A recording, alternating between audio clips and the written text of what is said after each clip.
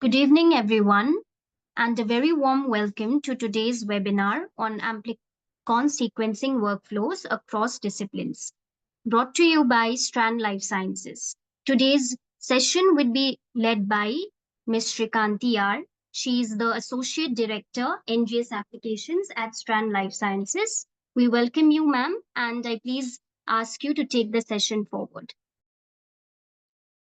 Thanks, Coach Boo. A very good evening to all of us in this virtual meeting room. So as you can see, the title for today is Exploring the Amplicon Sequencing Workflow Across Disciplines. So this will not be giving out any workflow related details. It will be a general discussion about what are all the various fields in which this can be used and how is it that Strand Commercial Research Sciences Group can help you in this endeavor. But of course, if you have any specific questions, we can have enough time towards the end for a detailed question and answer session.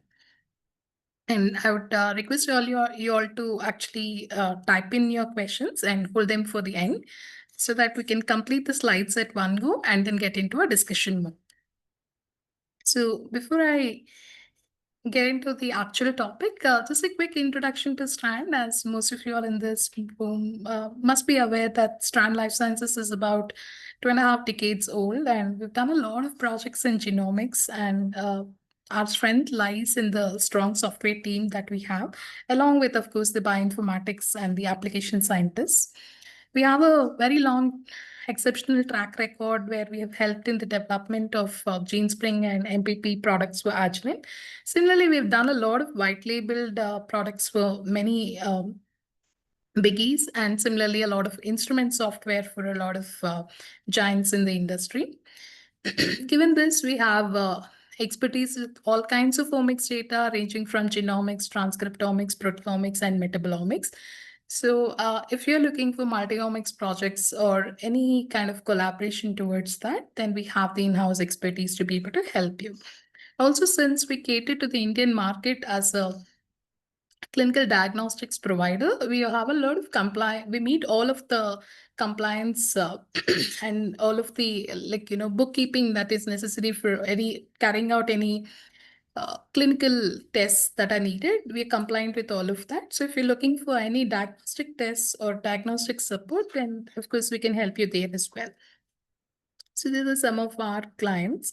And why is it that you can place your trust in us? Because we have a long history and we've helped a lot of, as you can see, we've completed about 500 projects in genomics. And all along this, we've been learning and accumulating the necessary skill sets in this domain. And of course, like with it comes the experience, which might be able to help you in some of the future projects. So that introduction, we'll just get into the topic for today. So here I'm going to talk about what is it that we can do as a commercial research service for you. And again, as most of you must be aware, we provide commercial research services to both commercial and academic institutes. We offer DNA sequencing, RNA sequencing, as well as any microbial genetics, metagenomics, and metatranscriptomic services. We also offer a lot of non-NGS services as well. So these are the platforms that Strand has. So as you can see, we have both the Illumina short read technology and also the Oxford Nanopore long read technology. So whatever suits your project, we should be able to do the sequencing on the platform that is most suited for your goals. Now, we're not a human-centric company. We can help you with the commercial research analysis of any organism species of your interest. And we accept a very wide range of sample types. So depending on the sample that you're having to process and any species that you want to process based on your project goals, we should be able to help you there. We can take questions on this towards the end if there are any.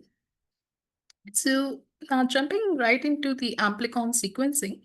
So these are very simple definitions taken from the standard journal articles, where Amplicon is defined as any segment of a nucleic acid stretch which has been amplified or using a PCR chain reaction, the polymerase chain reactions. We've just tried to amplify this or replicate it multiple times. So any short stretch that has been amplified that way qualifies as an amplicon.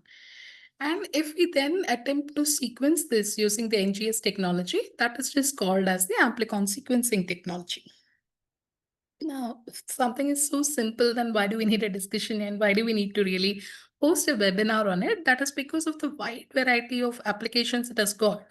Even though the technology sounds very simple and almost primitive at the first go, you can imagine the kind of promise that it holds in various disciplines across biology.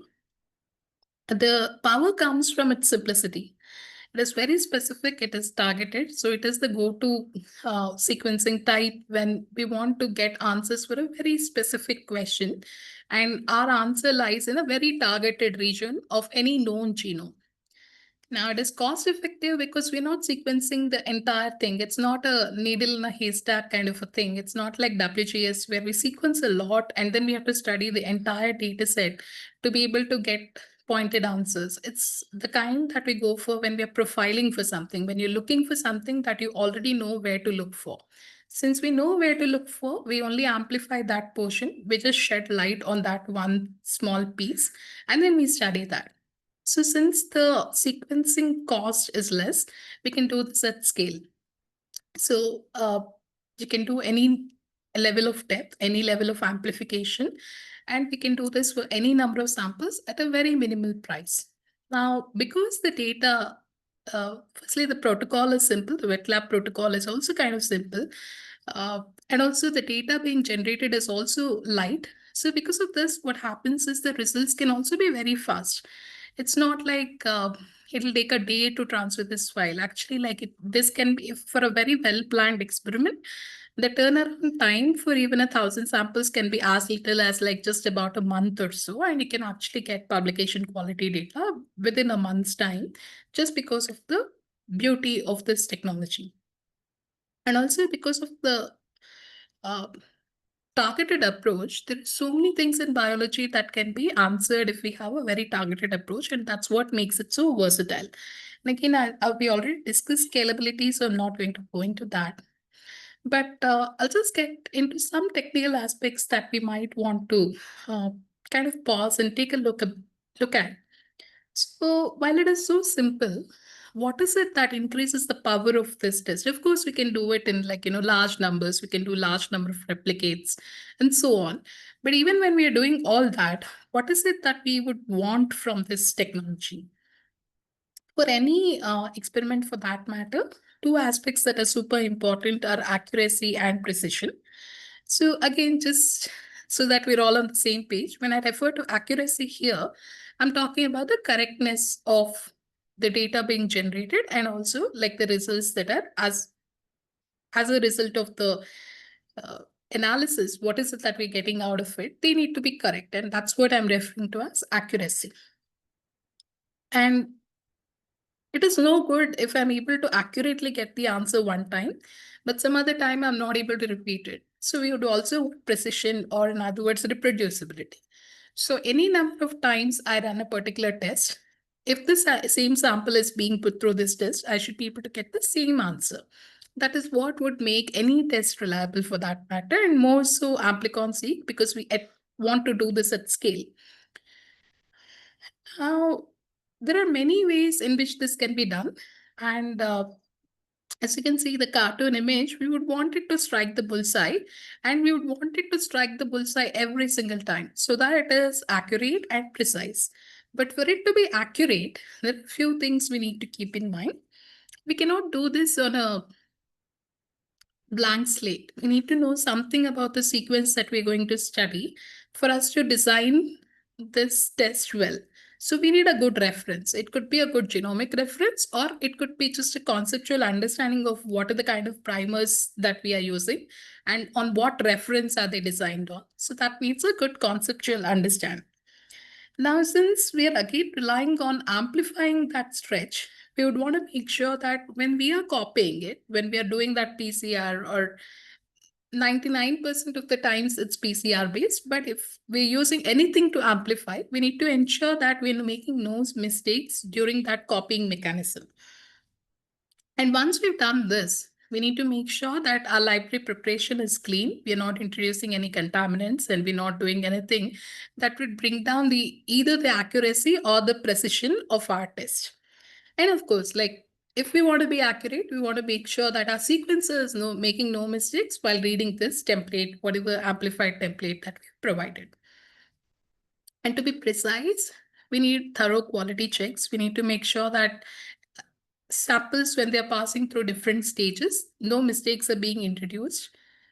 There are no process differences, there are no person to person differences, because so many people are involved in processing all of this. We need to ensure that we think through about the experiment design, and we introduce replicates or whatever kind of controls or spikins that are needed to be able to replicate these results. And of course, like since all of the results are completely dependent on the bioinformatics approaches, we need to make sure that the approach that we are taking for the analysis is standardized, and it's not a ad hoc decision that, oh, this time I'll do this and some other time I'll do whatever suits me. That's not to work. We need to have standardized workflows so that it is precise.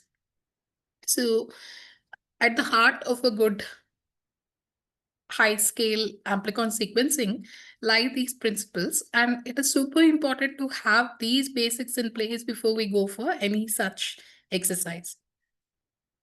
Now, I'll not be touching upon or even talking about all of these. We all know that amplicon sequencing can be used in many diverse fields.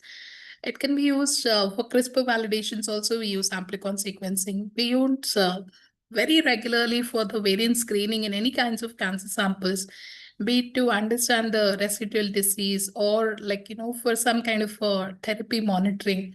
So for all of these, we use the amplicon sequencing approach. The number of uses that amplicon sequencing has in the agricultural field is I can't even start to count them, because there's so many creative ways in which plant technologists and scientists have used this beautiful technology to get answers to many known and unknown problems in the plant world. And of course, we know that the environmental or the ecological studies are catching up, and we are trying to now understand all of the life in terms of the DNA sequence that they carry. And towards that, when we're not able to culture a particular organism, but we want to get a complete profile of all the organisms that are present in a given sample or a given ecosystem, then again, amplicon sequencing is the way to go, using some universal primers or some conceptual approach that allows us to amplify some markers that will help us identify the species that are present. So on and so forth. So given the simplicity, if we have domain expertise and if we are able to understand this technology, we can actually think of a new way to use this technology in a particular domain. So if we are working in any of these diverse fields, and if you're considering amplicon sequencing, if you want to discuss that, then we're open to those discussions. I'm only going to focus in this talk on three areas. One is oncology, the second is microbiology research, and the third is plant genomics. This is just in the interest of time.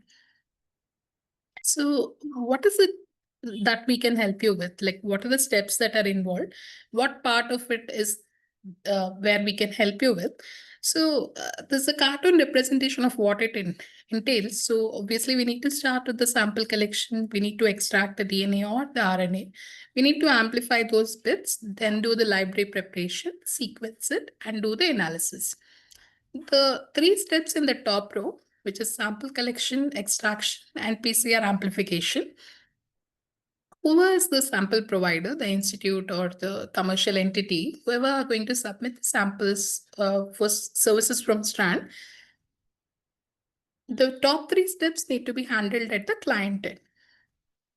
What is it that we can help you with? We can help you with library preparation. We can do it and we can sequence it on a platform of your choice. And we can do the data analysis in a tailored manner so that your goals are accomplished. Now, getting on to the microbiology and the microbiome research. So, how is it that the amplicon sequencing helps here? So, as an example, I've taken the 16S amplicon sequencing. Of course, whatever I'm saying for 16S with the right technological changes, it can be done for 18S or the ITR or any such sequence which serves as a marker gene for a given species. So we all know that, in the first generation of sequencing, we were able to do the overexpressions and then do the Sanger sequencing. But this is, it's not being done anymore. So what is being done today is either the short rate sequencing or the long rate sequencing. Now, there are a few aspects that come into picture when we're trying to do this. So let us say somebody is trying to identify all the bacterial species that are present in a particular sample. Let us say some fecal extract or some soil sample. We are only interested in the bacteria, and therefore we go for 16S. If we were interested in the fungal communities, we would actually go for a different marker set. Now, when we're trying to do this, we need to be aware of a few things. Now, using a short read technology, I cannot read the complete 16S rRNA gene. So I'll have to look for the conserved regions, which and then which are conserved for a given species but vary across species. So V3, V4 is commonly used. Some people also tend to use combinations. They would say that for every sample, I'll do V3, V4, but I'll also do V1, V2, or whatever combination works for them given the nature of their sample. When we're trying to do this, we first need to understand what is the length that I need to cover. Because in that small amplicon, every single base is super crucial for us to get the relevant information. Since the V3, V4 is about a few hundred base pairs long, a 150 base pair read would not do here. We need to go for a 2 cross 250 base pair sequencing so that that short amplicon is read completely. And also there's some overlap between the read 1 and the read 2 so that they can be stitched together without any ambiguity. So these are the kind of considerations that become important when we're designing the experiment. So of all the platforms, Illumina MySeq is the most commonly one used because of the 2 cross 250 chemistry for the V3, V4 sequencing. So the same thing can be applied to any amplicon. It's just that we need to understand it's the length that we need to cover and what is the depth or how much data is needed for us to be able to accomplish the goal. Similarly, if we were doing it on a nanopore long rate sequencing, we can actually do the complete 16S and then map the data, and it'll actually give us probably a better match because we are doing the complete 16S. And just as a pointer, we do offer both the MySeq sequencing as well as the P2 solo sequencing. So whether you're looking for a short V3, V4 sequencing or the complete 16S rRNA gene to be sequenced, we should be able to help you here. Now, what is it that we can analyze from this data? So this is a very general cartoon representation of the workflow that we follow. Of course, it needs to be customized, and we're not into, while we follow standard protocols and we follow standard workflows, we are the one who will restrict our workflow just to the standard one. We always try to customize the last bits, which will help you clearly answer your goals.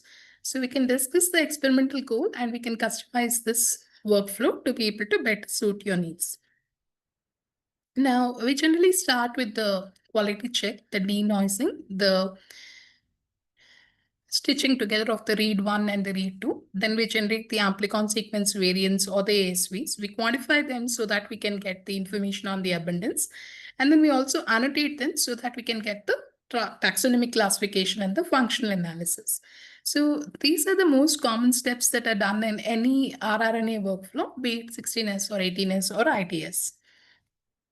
Now, what is it that needs thought here? So a lot of times we see that, well, the goals are very interesting. Sometimes they're not clearly defined. So a clear definition is really important for us to be able to design the experiment well. So now let us say we are trying some exotic sample.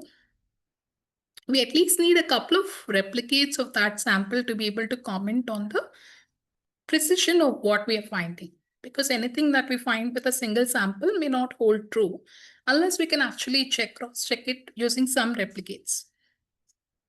The other piece of information that is again very crucial is the metadata. So if you're collecting samples, whatever is the difference in the sample collection methods or whatever is the metadata that is associated with that particular sample, it is important to record that so that we can understand the results in better light. Once we have the results, we can actually revisit this metadata. We can even do some further analysis using the metadata if we can record them carefully. And also we need to understand the collection methods better and see like what are the steps that we're doing during the sample collection that might affect something downstream. Well, of course, the suitability and the possibility come into picture. It's important to maintain that record so that we can see everything that we discover later in the light of this information. Again, as we discussed, it's very important to have replicates for any of these analysis, because what we're trying to do is we're trying to establish the name of a species. What species is this sample, or what all species does this sample carry, just based on a short stretch. There are possibility for multiple errors, or also for us to be able to clarify anything, replicates are important, and it is uh, always advised to design your experiment in such a way that it incorporates replicates. Now, what region is to be sequenced? This is a very important question, because very often, almost always, we tend to go for V3, V4 sequencing. We just generally see it like when we discuss this in the community. You might be surprised to know, or maybe some of you folks already know, that depending on the kind of samples that you're working in, depending on the kind of discipline or the uh, sample locations, like what are you collecting? Are you collecting soil sample? Are you collecting fecal extracts? Or are you collecting some water sample or sludge or whatever? So depending on the kind of sample that we're collecting, obviously it'll impact what kind of communities live in that sample, right? And the resolution is slightly different for different variable regions in the 16S gene. So sometimes it might be more helpful to go for something other than V3, V4. So that requires thorough literature search and planning to be able to decide on what is it that you should go for. And depending on the kind of sample that we're working with, we also need to understand what is it that is more important for us. Do you need a genus, species, subspecies level of classification? Or are you generally interested in understanding what class of bacteria are more abundant? Now, both these cannot be done at the same time. That is because each database is built in such a way that it is either suited for the genus level, or there are some of them which are very good at the species level, but they may not be very wide. They may be good for certain samples, but they may not be able to do for that for all kinds of samples. So you need to do this literature search, or basically like whoever is doing this in collaboration with us, or who are tapping into our services, we need to have a thought about all these questions before we go for an experiment, because that helps us make changes to our own experiment design before we get into it. So if we know what is the level of classification that we need, what is the kind of sample that we want, or that we're working with, and what are our goals, then we can modify the experiment design accordingly. The sequencing length, the read length becomes again important, because as we discussed, the V3, V4 is of a certain stretch, right? It is some 400 odd base pairs. For it to be covered completely, we need to have a 2 cross 250 chemistry. If it was done on a 2 cross 150 or something, it is not covered properly. So read length becomes important. So this is true. I'm taking V3, V4 as an example because it's the most commonly used. But you can imagine that any amplicon sequencing, any discipline for that matter, not just microbiology, this is a point that becomes very important. And this is something that you should discuss with any service provider or any sequencing lab before you get into it.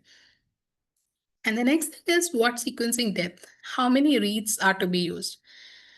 So, while this might sound very arbitrary, you'd be surprised to know that there are a lot of literature which talks about how to decide on how many million reads are to be sequenced. So it depends on the complexity of the sample.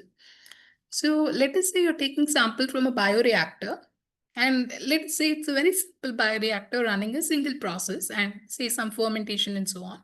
And it's a very controlled environment. While it is a bioreactor and maybe the temperature and pressure are very high, but as well as the community of bacterial species there is concerned, it's a very controlled environment. So it will only have a few handful of species. But let us say you're working with something very complex where, like, you're taking some uh, uh, sludge sample, or maybe you're going for some highly polluted river, or something of that nature, where the richness of the community is very, very high. Then you need to have more reads to be able to read everything, because of the dynamic range in which these organisms are present. So what will happen is, if you have very few number of reads, it will only capture the most dominant species, but it will not be able to help us find the less abundant species, which might be actually more interesting. So while depth comes at a cost, again, we need to revisit the thought that the experiment is being done for a purpose. And if the purpose is not met and we've saved costs, then it's a double loss, right? Like, we spent money on something and we got something, but that is useful in the first place. So you always need to think in terms of the complexity, possible complexity of the underlying microbial community, and then go for the depth. The more complex the community that is there in that sample type, the more depth or more millions of reads. So, jumping onto the clinical diagnostics field. So, what do we know about clinical diagnostics, right? Like, we can do whole genome sequencing, or we can do whole exome sequencing, or we can do some kind of a targeted approach. Within target approaches are also, there are two kinds. One is the enrichment based, where you drop a bait or a probe and you try to fish for some species, some stretch of your interest. The other is, instead of dropping probes and baits, you actually go with a primer. You only amplify the region that is of interest to you. So when you go with this primer and amplification approach, that's what is called the Amplicon based sequencing.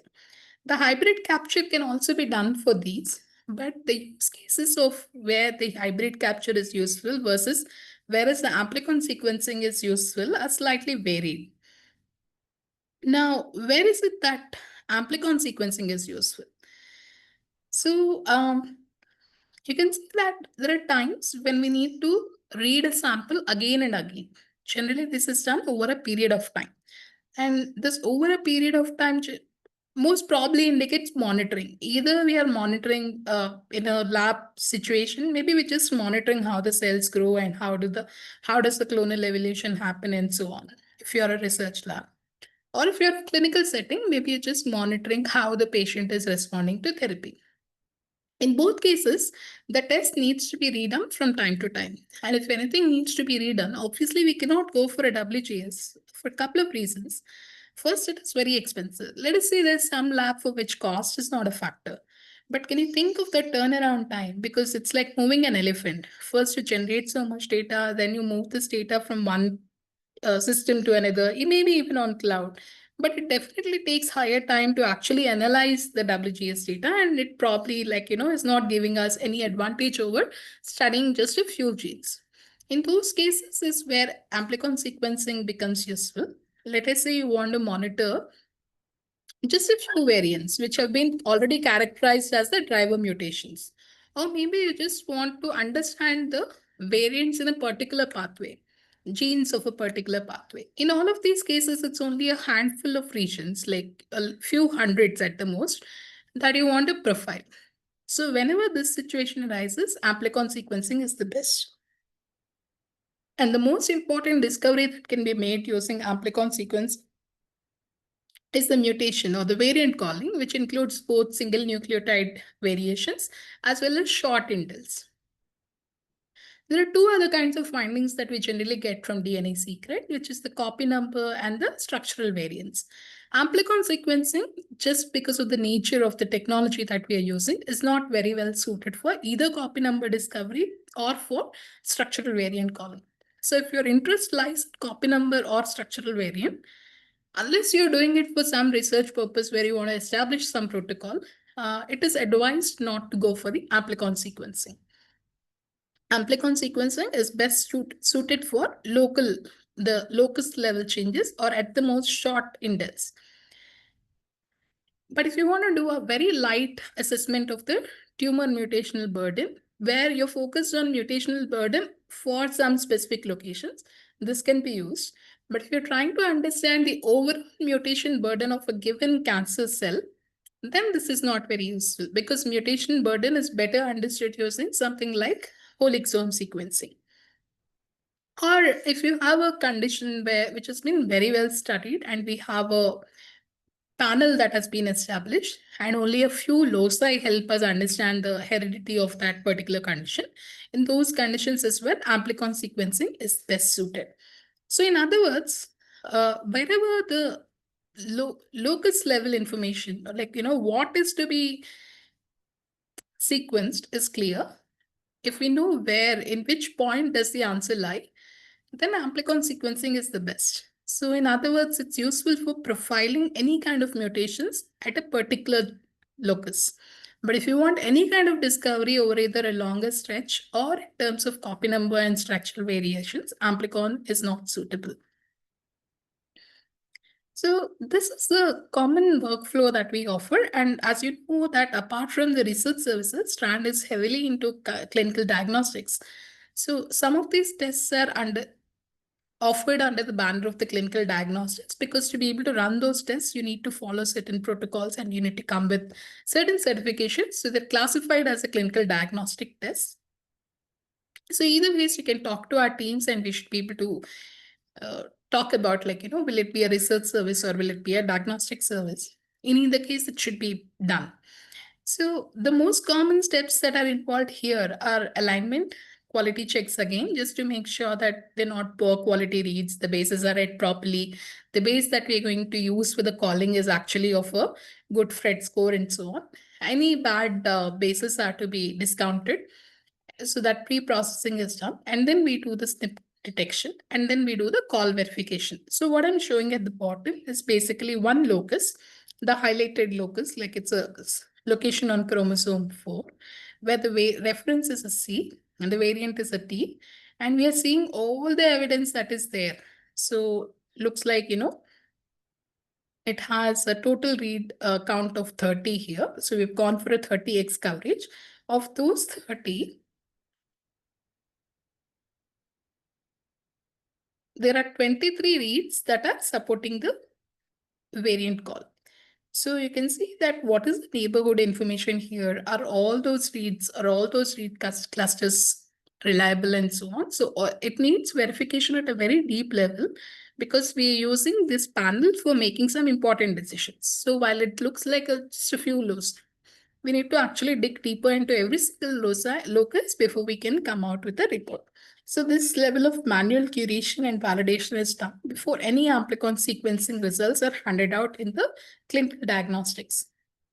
Now, there's a component or a field or parameter called the variant allele frequency. So most of you, if you're in the cancer oncology domain, you should be aware of this. So this is in simple words, what percentage of the cells carry a certain variant? What is the frequency of this variant allele? So that is, in other words, called as the variant allele frequency or the VAF. It is important to be able to give this number very accurately, as accurately as possible. But by its definition, amplicon sequencing comes with a limitation, right? We're employing amplification techniques.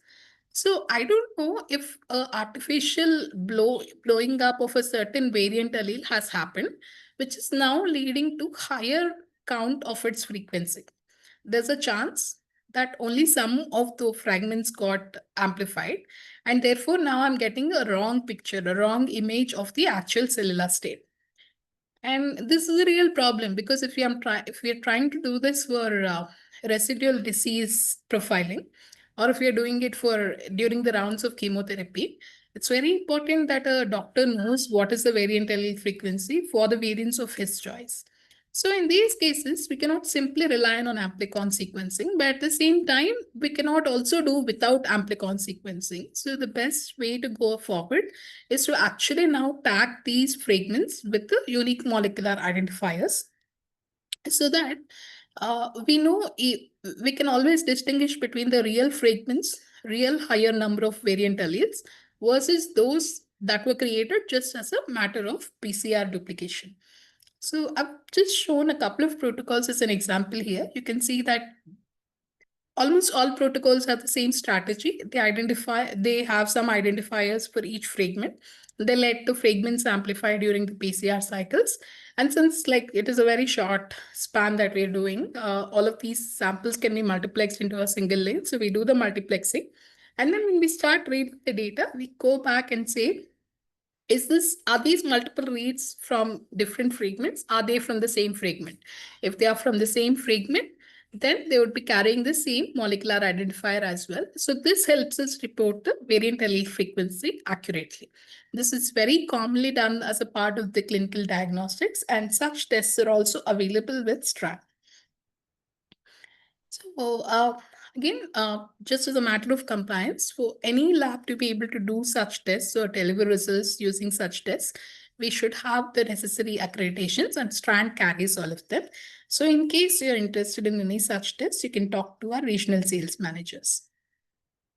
Now, coming to the plant genomics workflows. So what or how is this useful in plant genomics, and how are the use cases different from that of either microbiology or oncology? So, from general understanding of the agricultural technology, we know that for farmers or any breeding institutes to be able to come up with a good cultivar, we need to actually look at the genotypes across multiple plants, maybe hundreds, sometimes thousands. There are a couple of problems here. One is sequencing so many of them would turn out to be very expensive. And even if costs were not a factor, we know that plant genomes are more complex. And also, these are decisions are very time dependent, right? Like, I can't wait for one whole year just to analyze this data. I would want to profile so many thousands of plants and still get the answers very quickly so that I can implement it before the next crop cycle. So in these cases, what becomes important is if the plant scientist is able to identify few marker genes that will help them pick the genotypes of their choice, and they can then decide like what varieties to go with, they can employ the amplicon sequencing. So you can kind of see like in microbiology, we are generally using amplicon sequencing almost for identification. In oncology, it's almost as if we are trying to profile things using amplicon sequencing, whereas in plant agricultural based studies, we're actually using this for making choices, making decisions about the plant varieties and so on. So, like this, there are multiple applications. In fact, forensics also carry many useful or very different, interesting applications of Amplicon. But it's kind of very nice to see that the same technology can actually be used for so many different end goals just by understanding the basics, right? So this is a very interesting study. I'll not get into all the details. I've given the reference at the bottom in case somebody is interested in going and reading up. So this is a publication by a Japanese group in Scientific Reports, and this came out in a couple of years ago. So they were trying to study some freshwater fish. They were wanting to understand like how the communities of these freshwater fish survive and how the speciation happens. And they also know of some artificial strains, artificial strain called Himadaka, and they wanted to kind of reverse engineer and understand how that uh, provider had come up with the artificial strain. So what they've done is they've actually designed an experiment by knowing with a few hundreds of genes. They have profiled these variants in those hundreds of genes. Then they've done the variant calling. Then they've done the clustering analysis. And then they've identified the various strains, known strains that are there. And they understood like what is it that differentiates one strain from the other. And then they're actually using this information.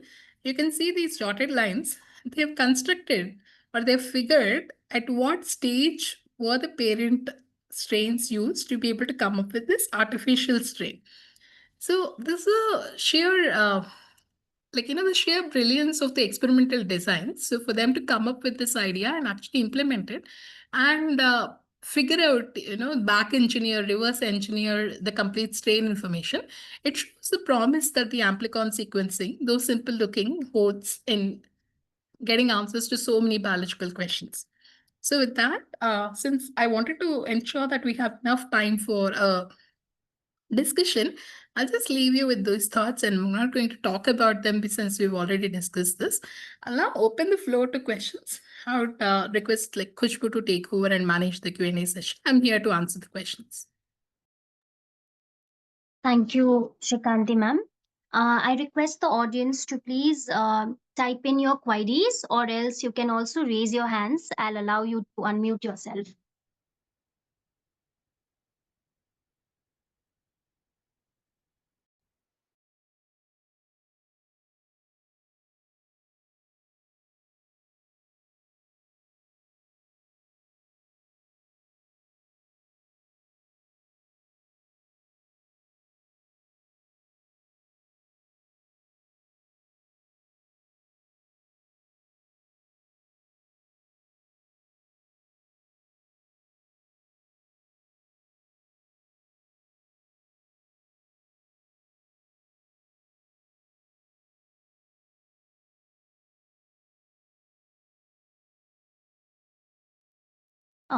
The audience, you have any queries, you can please raise your hands or also type in the Q&A section.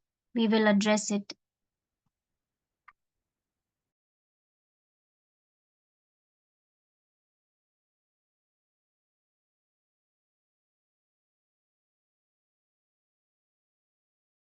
Yes, Shikanti ma'am, there's a question. Do amplicon sequencing work with FFPE samples? I can take this question, Srikanti. Yeah. Yes, so FFP samples comes with its own challenges in the quality of DNA. But if your sequence of interest or if your target is intact and if your primer is able to amplify, yes, there are many tests for which this is possible. Thank you, Arivu ma'am. Anyone else? Any queries?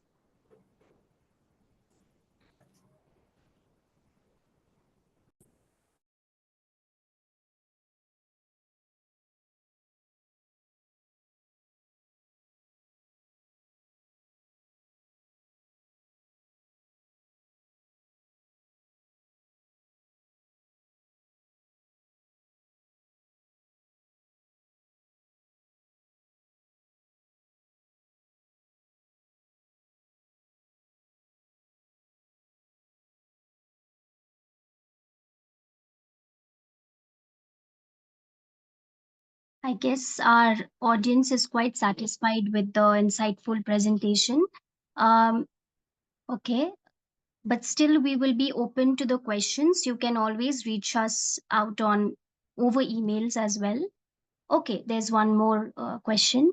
How many genes or region length we can sequence in an experiment? So it depends.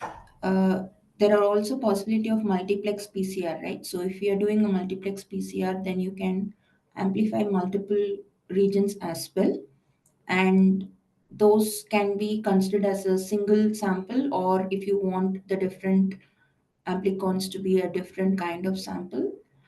It depends on how you design the experiment, but yes, it's possible. It can be so how unique your primers are, that many possibilities you can have.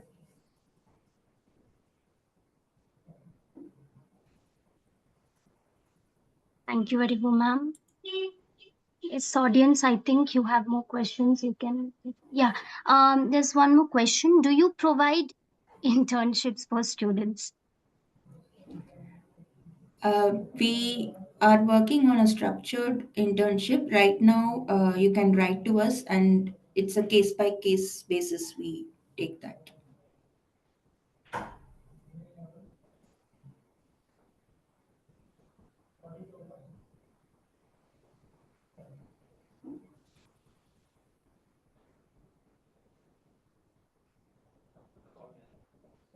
Yes. Does it also work with very long genes, 10 to 100 kb? No, no. So that's the amplicons are always a few hundred base pairs. I think Srikanti, when she mentioned in the initial uh, uh, goal itself, it was mentioned like because that's the limitation of the PCR. But there are also different kinds of PCR which can result in a longer amplicon. So if that is used and if you can get a bigger length of product, then we can handle that as well.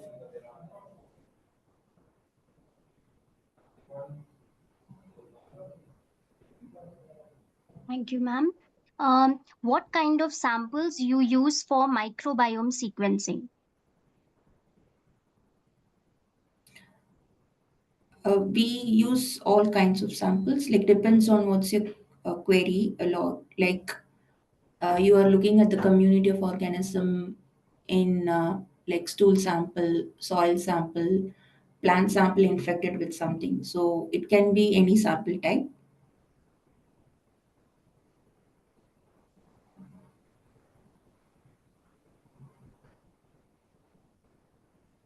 Does it answer the question?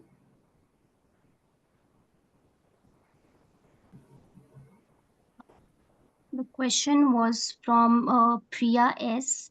I am allowing you to talk, ma'am. You can please unmute. If your question is not answered, you can talk directly.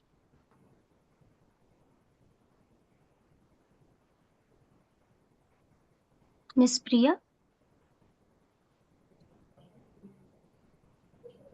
Yes, her question's answered, ma'am. Okay, sure.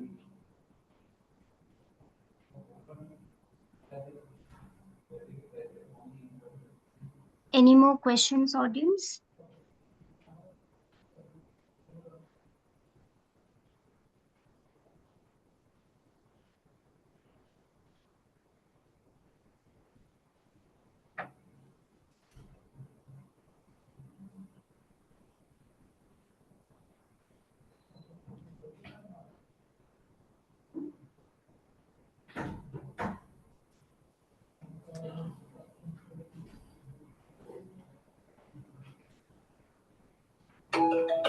Looks like there are no open questions.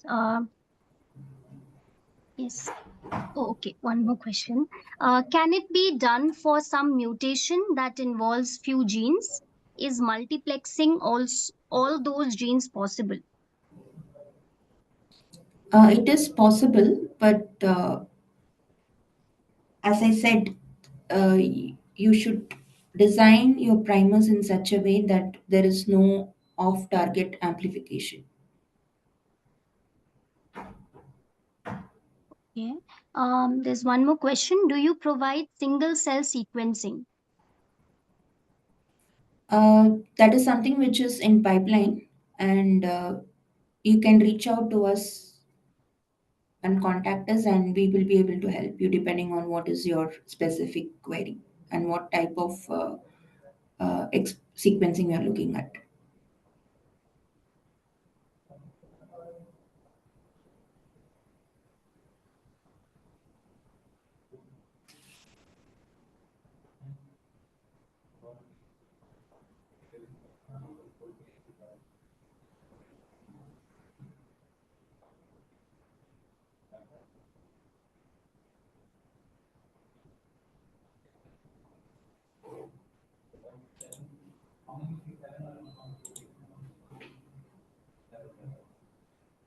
Are there any more questions?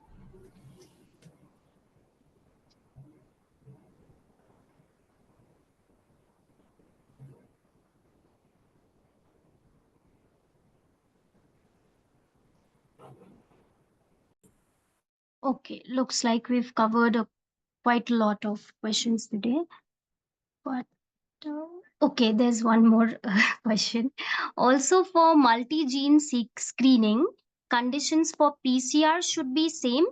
What is preferred? Put PCR individually, then pool, or PCR with all primers set together? So multiplexing is having multiple primers and doing a single PCR. So that has a specific requirements of how you design the primers. But if you decide to do it individually, then you have to do multiple PCRs for multiple regions and then pull it. Both the possibilities are available. Like it depends on what is convenient or what is cost effective, and how does it answer your question.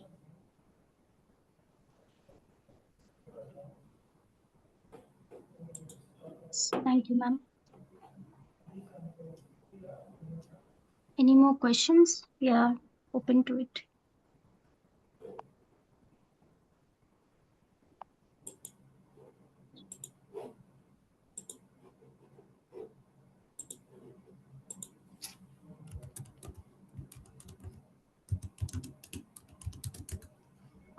Do you provide training workshops? You can take that question, Kushbu. uh, as we said earlier, we are working on it, and you can please mail us to the respective IDs that I've provided.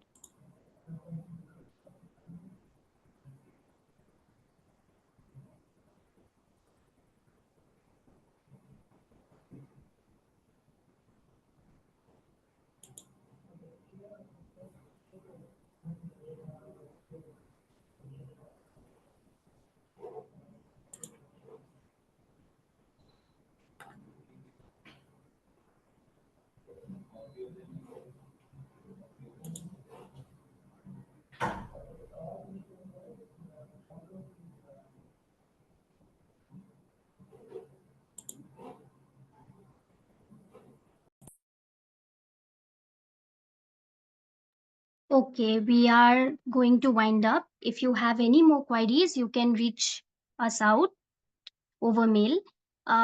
Thank you very much to Shrikanti ma'am for that insightful presentation, and Aribu ma'am as well. Thank you for addressing all the questions. And a big thank you to audience for being so engaging till the end of the session. Thank you everyone. Have a lovely evening, and you can please reach us out if you have any more queries on this. There's one more question if uh, we can answer. I joined in midway. Can you tell what kind of support is there from Strand Life Sciences? Uh, Really didn't get the question. Um, we support end to end. You can reach out to us and we'll help you out. Like in especially with Amplicon sequencing, till the Amplicon is generated, that happens at the client end, and after that, library preparation and sequencing happens at Strand. But we are open to consulting and helping you out as well. Thank you, ma'am.